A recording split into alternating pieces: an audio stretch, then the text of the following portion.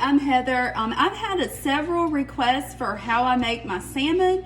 So while I'm meal prepping tonight, I'm going to do just like a run through and show everyone. I've already preheated my oven to 350 because I'm also going to be making some broccoli. So I'm going to go ahead and get that started. I will turn this a little bit, I guess, so you can see down here.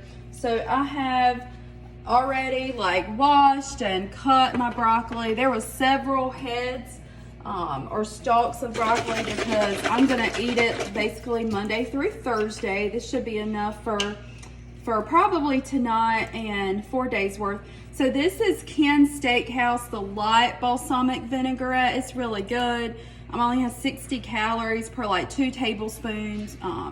So just something to kind of spice it up. If you don't like the taste of it, maybe something more plain would just be to do like some garlic powder, salt, olive oil.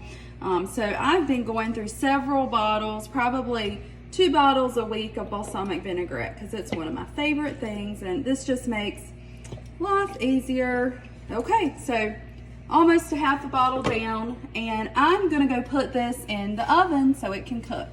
I'll be back. So while my broccoli's cooking, I'm gonna go ahead and cook my salmon.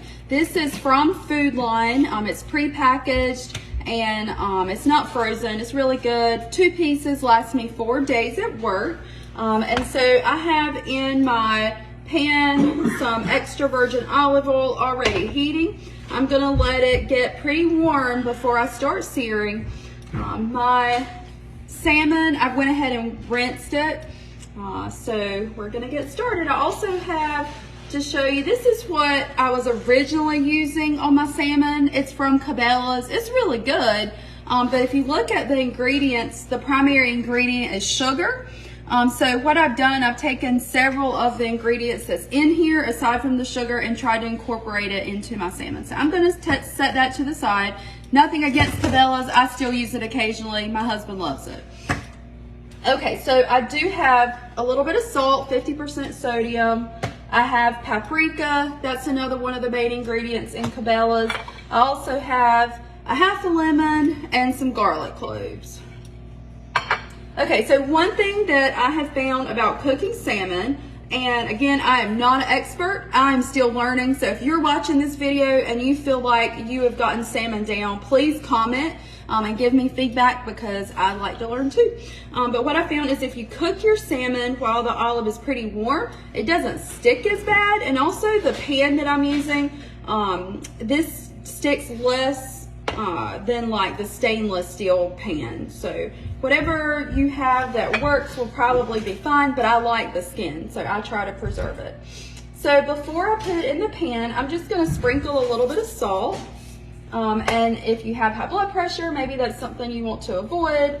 But I'm just gonna give it a little sprinkle of paprika, and I'm gonna put it in my pan. I'm gonna turn my oil up just a little bit, and I'm gonna go ahead and put the second piece in. So while this is cooking, I'm gonna go rinse my hands and I'll be right back.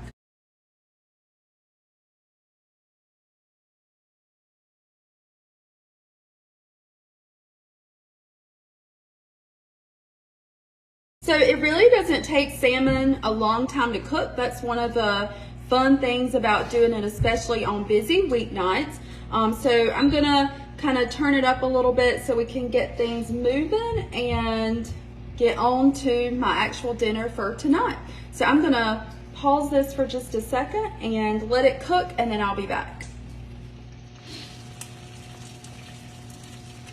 So my salmon is actively sizzling, so I'm gonna take my spatula, which is actually designed to be a cookie spatula, but it's pretty like sharp on the edges, so I found that it works better than some of like my plastic ones. I'm gonna go ahead and flip it just to try to prevent the skin from sticking, because the skin is one of the healthiest parts of the fish. I'm not very good at flipping, but there we go. Okay. So while this is cooking, I'd also mention that, so since I'm making this for work, when I'm at work, I have to warm it up in the microwave, and so that normally may take, depending on how the microwave is working, like anywhere from 2 to 3 minutes, because it's pretty slow. So today I'm not going to cook the salmon all the way as if I were going to eat it now. I'm going to leave it just a little bit on the rarer side so that when I do zap it in the microwave, it's not tough.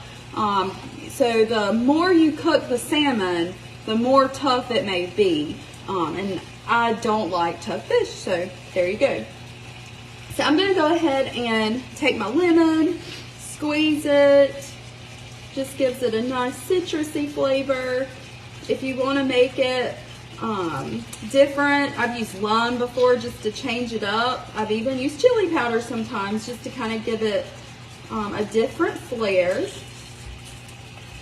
Basically, you can't go wrong. Use what you like.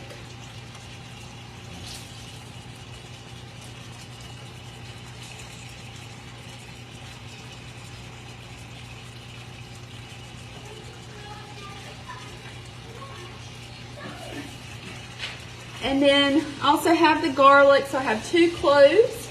Got a garlic mincer, just pop it in there. Honestly, when my weekends are going crazy, I also use garlic powder, so there is nothing wrong with that either.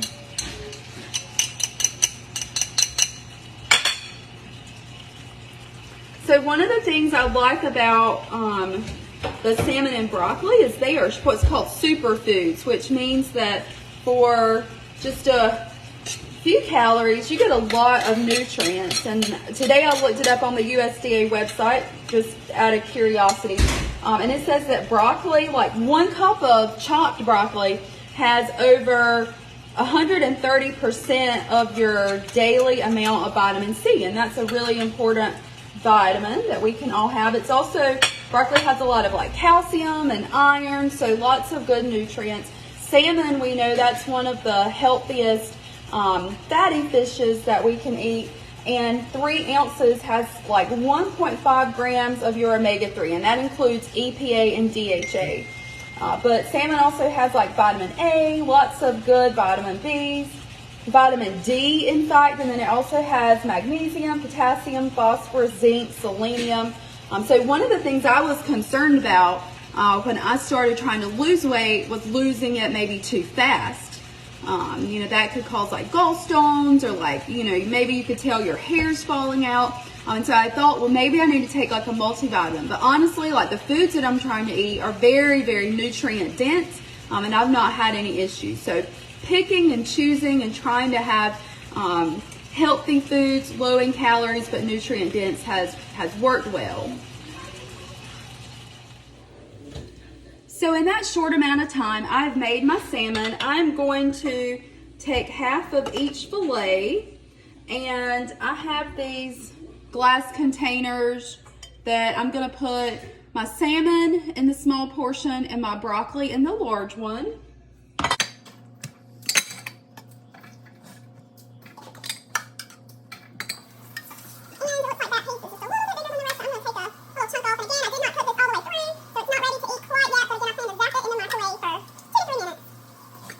Okay, I'm gonna go check on my broccoli. So I'm checking on the broccoli, and it looks like it is ready.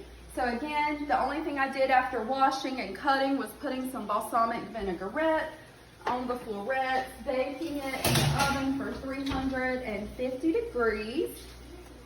And I'm gonna again put it in the large containers. The large section. I probably should have enough for not for serving. And another thing that I may do for some days at work just to make it different, Parmesan cheese, that's a pretty good cheese, is on the recommended cheese selections for keto. Take it and sprinkle some on once I warmed it up. Just gives the broccoli a different flavor, especially if you're going to be eating it Monday through Thursday. We got enough broccoli here that we all can have broccoli tonight, including the kids, which they're probably going to want lots of American cheese on theirs. Okay, so there we have it, salmon and broccoli.